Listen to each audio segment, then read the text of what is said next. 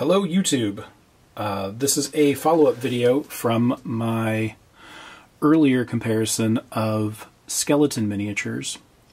This time I want to focus on a new set of skeleton minis that was just released by Fat Dragon Games last night. Let's review who we had last time.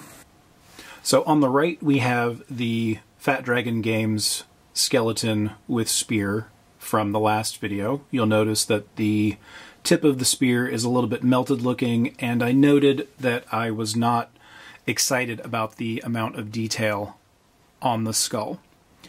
The skeleton in the center is the same model, but I reprinted it with slightly different settings, and this does have a lot better detail on the skull, as well as the tip of the spear.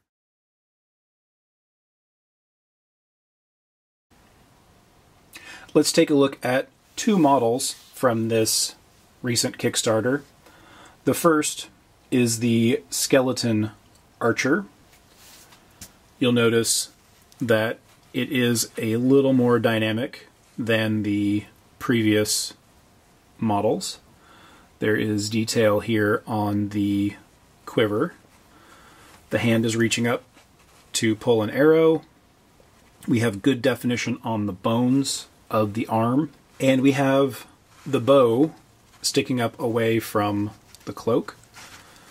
This was all 3D printed this morning. Took about an hour and 17 minutes. And this is the new Skeletal Swordsman with shield, and we notice that it's very similar to what Reaper produced. What I like about these new models is we get additional details like the herald on the shield. The bone structure is much better than it was before. Of course, this arm is supported by the cape, and the sword goes effectively straight up and down. The cape supports what otherwise would be thin bone. We do have one boot on this skeleton. I think the new Fat Dragon model compares very favorably to the Reaper model, and I can produce this model at this quality in about an hour and a half. Final thoughts on the current crop of Fat Dragon Games miniatures. I am very impressed with what they have produced. I am looking forward to printing more of the models that were released last night.